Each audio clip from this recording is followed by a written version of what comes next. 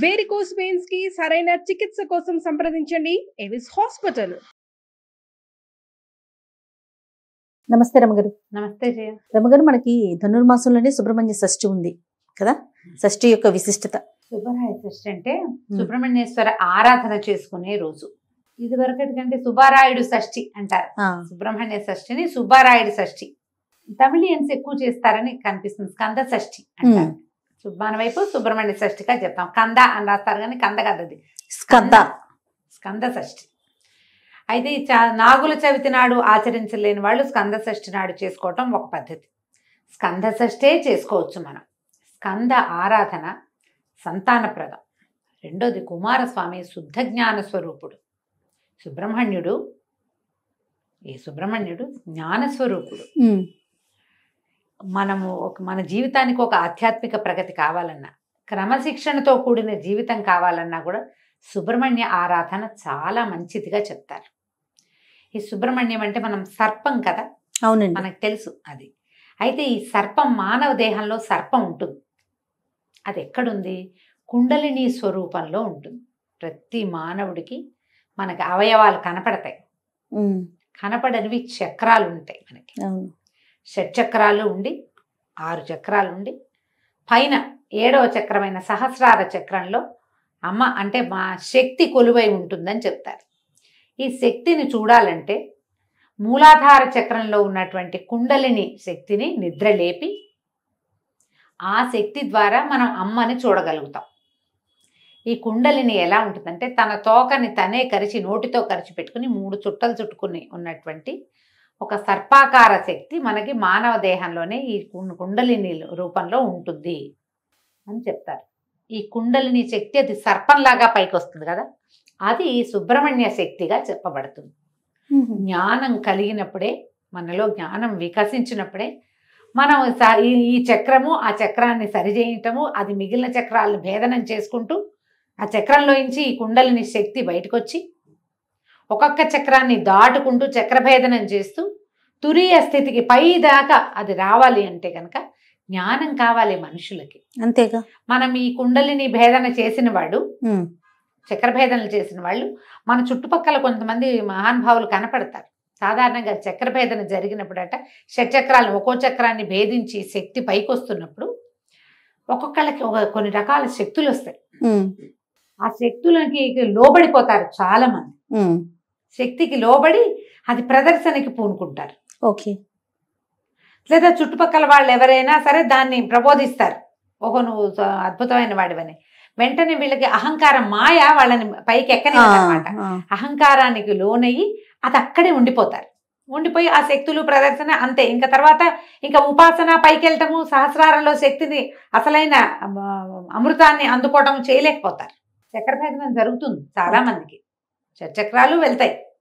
కానీ ఎక్కడ ప్రతి చోట వచ్చేసరికి ఒక్కొక్క చక్ర భేదన జరగంగానే ఒక్కో రకమైన శక్తి ఆవిష్కారం జరుగుతుంది. ఆ జరిగిన శక్తి ఆవిష్కారానికి లోబడి మాయకి లోబడి ఉన్న వాళ్ళు అక్కడే ఆగిపోతారు. సుబ్రహ్మణ్య ఆరాధన వల్ల మాయని తొలగించుకుని మనం మనుషులు ఆ అమ్మవారిని చూడగలుగుతారు, అమృతత్వాన్ని సాధించగలుగుతారు. మనకు ఎంతో మంది గురువులు చాలామంది కనిపిస్తారు. వీళ్ళందరూ కూడా అంటే చాలామంది జనాల్ని ఆకర్షించగలిగిన వాళ్ళు, ఎక్కువ మంది జనాలు వాళ్ళ చుట్టూ చేరుతారు. వీళ్ళకి వాళ్ళంతటా వాళ్ళకే సహజంగానే చక్రభేదం జరిగిన వాళ్ళు అయి ఉండొచ్చు, లేదా ఉపాసన ద్వారా చక్రాలని భేదించిన వాళ్ళు కూడా అయి ఉండొచ్చు. ఈ ఎప్పుడైతే జనము గుమికూడటము చాలామంది వేరే రకరకాల మార్గాలు వచ్చినాయో, ఏ స్థాయికి వెళ్ళారో ఆ స్థాయిలో ఉండిపోతారు. మనం ఎంతో మందిని గమనిస్తాం, పెద్దవాళ్ళని చూస్తాం, వాళ్ళలో విపరీతమైన జనాకర్షణ ఉంటుంది. వాళ్ళు ఏం చెప్పినా వింటారు జనం. అవును, వాళ్ళ వెనకాల పరిగెడతారు, వాళ్ళనే పరమ గురువుగా భావిస్తారు కూడా. ఎంతమంది కనిపిస్తారు వాళ్ళలో కూడా. ఇప్పుడు ఈ అమృతత్వాన్ని సాధించి మనుషుల కోసం ఇలా ఉన్నవాళ్ళు కొంతమంది ఉండుండొచ్చు మహానుభావులుగా, లేదా అమృతత్వాన్ని సాధించలేక ఎంత మటుకు వెళ్ళారో అక్కడే ఆగిపోయిన మహానుభావులు కూడా కొంతమంది ఉంటారు. ఎవరైనా మహానుభావులే, అందులో తేడా ఏం లేదు. కాకపోతే వాళ్ళు ఎంతవరకు వెళ్ళారు, ఇంకా ఎంత వెళ్ళాలి అనే జ్ఞానాన్ని సుబ్రహ్మణ్యుడు ప్రసాదిస్తాడని చెప్తారు. మనం ఇప్పుడు మామూలు మనలాంటి వాళ్ళకి ఏం తెలిసాయా, ఇవన్నీ విని తెలుసుకుని చదువుకుని అంతే. ఈ చక్రము భేదించడం అంటే ఏమిటో సాధారణ మనుషులకు అర్థమే కాదు. అవి నాకు అయిపోయింది అనుకుంటారు. అయిపోయిందంటే అవదది. నాకేమీ కాలేదనుకుంటే అయినట్టు. ఏమి అవదు, దానికి సమయం పడుతుంది. కానీ ఆధ్యాత్మికమైన ఆలోచనలు, స్పిరిచువాలిటీ వేరు, మనకి డివోషనల్ వేరు కదా, నీకు తెలుసు కదా. అవునండి. భక్తి వేరు, ఇది వేరు. స్పిరిచువల్ థింగ్ అనగానే ఆత్మకి సంబంధించిన జ్ఞానం వేరు, దీన్ని దాటింది. భక్తి అనగానే మన భక్తి ఎక్కడ ఆగిపోతుంది? పువ్వులు, పూజ అక్కడే ప్రసాదాలు ఇక్కడే ఆగుతుంది. దాన్ని దాటి ముందుకెళ్తాం అనేది సుబ్రహ్మణ్య ఆరాధన వల్ల మనకి లభిస్తుంది. ఈ సుబ్రహ్మణ్య ఆరాధన కూడా ఏదో శ్రోత్రియంగా ఏది కనపడుతుందో దాన్ని చేయటం కాకుండా ధ్యానము, తదేక దీక్ష, ఇవి చాలా అవసరం. తరచుగా సుబ్రహ్మణ్య దేవాలయాలు దర్శించే వాళ్ళకి ఆత్మజ్ఞానం వైపు దృష్టి వెళ్ళటానికి అవకాశం ఉంది. ఆయన్ని ఆరాధిస్తే మన ఆధ్యాత్మిక ప్రగతి బాగుంటుంది. దానికోసమే కాకుండా లౌకిక జీవనానికి కావలసినటువంటి సంతానోత్పత్తికి సుబ్రహ్మణ్యుడే అధిదైవం. సంతానం కావాలంటే సుబ్రహ్మణ్యుని ఆశ్రయిస్తే సంతానం కలుగుతుంది. జాతకంలో నాగదోషాలు అవి ఉంటే, కుజదోషము, నాగదోషము కనపడుతుంటాయి, వాళ్ళు తప్పకుండా సుబ్రహ్మణ్య ఆరాధన చేయాలని చెప్తారు. సమీపంలో ఉన్న ఎక్కడ నాగనాథులు ఉంటారు, ఎక్కడ నాగప్రతిష్టలు ఉన్నా అక్కడ పూజించటం. సర్పారాధన, నాగారాధన చాలా మంచివి. సుబ్రహ్మణ్య స్తోత్రాలు కూడా కొన్ని అద్భుతమైన స్తోత్రాలని, సుబ్రహ్మణ్య భుజంగ ప్రయాతము, సుబ్రహ్మణ్య అష్టకం, సుబ్రహ్మణ్య సహస్రనామాలు, సుబ్రహ్మణ్య అష్టోత్తరము, ఏది సులువుగా మీకు చేసుకోగలిగితే అది చేసుకోండి. సుబ్రహ్మణ్య అష్టకం చాలా సులువు, 9-10 శ్లోకాలు చక్కగా నోటికి వచ్చేస్తాయి.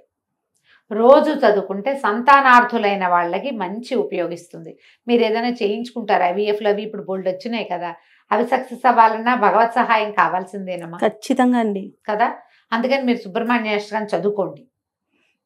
చదువుకుని ఏదైనా చేయించుకోండి. వైద్యానికి వెళ్తున్నారు, అదొద్దు, ఏ హోమియోపతి మందే వేసుకుంటున్నారు, అప్పుడు కూడా సుబ్రహ్మణ్య ఆరాధన చేసుకుంటూ హోమియోపతి వైద్యమే చేయించుకోండి. దానికి వెళ్ళినా దీనికి వెళ్ళినా ఎప్పుడు కూడా భగవత్ సహాయం తీసుకోదలిస్తే సుబ్రహ్మణ్యుడు దీనికి అధిదైవంగా ఉంటాడు. వివాహాలు ఆలస్యమైన, సంతానం లేట్ అయినా, లేదా అబార్షన్లు అయిపోయే వాళ్ళు చాలా మందికి, మిస్క్యారేజెస్ అయిపోతుంది, కొంతమందికి ఎక్టోపిక్ ప్రెగ్నెన్సీ లాంటివి వస్తాయి, వాళ్ళకు కూడా సుబ్రహ్మణ్య ఆరాధన మంచిది, స్కందారాధన మంచిది అనేది మనం ఎప్పుడు చెప్తూనే ఉంటాం. ఎందుకంటే ఈ స్కందుడు ఎన్ని చోట్లకో మారి ఎక్కడ ఇది కాకుండా జన్మించాడు. ఎన్ని ప్రతికూల పరిస్థితులు వచ్చాయో ఆయన పుట్టుకి, అమ్మా నాన్నని కలవనివ్వల దేవతలందరూ కలిసి, సహజంగా ఆయన పుట్టలేకపోయాడు, సహజంగా జన్మించలా. శివవీర్యాన్ని శక్తిలో నిక్షేపితం చేయలేకపోయారు, పార్వతిలోకి రానివ్వలా దాన్ని. ఆ శివవీర్యం భూమి మీద పడింది, అగ్నిదేవుడు భరించాడు, అక్కడి నుంచి గంగానదిలోకి చేర్చారు. ఆవిడ శరవణంలో వదిలిపెట్టింది, దాన్ని అక్కడ వదిలేసింది, శ్వేతపర్వతం ఎక్కడ వదిలిపెట్టేసింది. వదిలేస్తే అప్పుడు ఇవన్నిటికీ ఎన్ని చోట్లకి జారినా కూడా చివరికి శిశువుగా మారాడు ఆయన, రెల్లు గడ్డిలో నుంచి. అంతే కదా అమ్మగారు, శరవణ భవుడు, అందుకే కదా ఆ రెల్లులో జన్మించాడు. ఇన్ని చోట్లకి మారినా జన్మ మాత్రం కుదిరింది. ఆయన తారకాసుర సంహారం చేశాడు. తారకాసుర సంహారం కోసం జన్మించిన వాడు ఈయన. అంటే ఏదో ఒకటి సాధించడానికి పుట్టాడు. ఆ పుట్టడానికి ఇన్ని స్థలాలు మారి కూడా స్కందుడై జారిపడినా కూడా జీవించే ఉన్నాడు ఆయన. అంత బలమైన వాడు కాబట్టి ఆయనని ఆరాధిస్తే మనకి ఏదైనా ఇబ్బంది సబ్బందులు ఉన్నా కూడా సంతానం కుదురుతుంది. అవకాశం ఉన్న వాళ్ళు సుబ్రహ్మణ్య ఆరాధన చేసుకోండి. ఈ సుబ్రహ్మణ్య షష్ఠిని సుసంపన్నం చేసుకోండి. ఒకవేళ చవితినాడు చేస్తే ఇది చేయకూడదని కాదు, చేసినా షష్ఠి పూజ చాలా మంచిది. దీనికి సులువుగా చేసుకునే విధానం ఏంటి, ఇంట్లో మీరు సుబ్రహ్మణ్యుడు వచ్చిన బాలసుబ్రహ్మణ్యం పటాలు దొరుకుతాయి, చక్కగా చిన్న మొహంతో పిల్లవాడు కూర్చున్నట్టుగా కనపడుతుంది, ఓ నెమలి సర్పము కనపడుతుంటాయి, వేలాయుధం కనపడుతుంది, ఫోటోలు కనిపిస్తాయి. బాలమురుగన్ని తెచ్చి ఇంట్లో పెట్టుకోండి అమ్మ. తెల్లటి పువ్వులతో అర్చన చేసుకోండి. 108 నామాలు చదువుకోవచ్చు. తెల్లటి పువ్వుల దండ గుచ్చి వేయండి. తర్వాత చలిమిడి, చిమ్మిరి లాంటివి నివేదన చేయండి. పాలు పోయచ్చు. చిన్న వెండి పడగ తెచ్చుకుని ఆ పడగను పెట్టుకుని నామాలు చదువుతూ పడగకి పాలు పోయండి. ఎక్కడైనా పుట్ట ఉంటే దగ్గరలో పుట్టలో పాలు పోసరండి. నాగప్రతిష్టలు దేవాలయాల్లో రావి చెట్టు కింద కనపడతాయి, అక్కడ కాసిన పాలు పోసేయకండి, పోయండి కాసిని. చిన్న అంత వెండి గిన్నెడు, వెండి గ్లాసెడు పాలు చాలు. ఉద్ధరణతో పోస్తే ఒక 11 సార్లు, 11 ఉద్ధరణలు, అంతకంటే అవసరం లేదు. పుట్టలో పోస్తే 3 ఉద్ధరణల పాలే పోయమని చెప్తారు, అంతకంటే అక్కర్లా. ఆవు పాలు పోయండి, అవి శ్రేష్టం. మీకు అవకాశం ఉంటే చిమ్మిడి చలిమిడి చేసుకోండి. పగలు తరిగినవి తినద్దు, రాత్రిపూట అన్నం తినకూడదు, ఉపవాసం చేయాల్సిందే. పగలు భోజనం చేసి రాత్రికి ఉపవాసం చేయొచ్చు.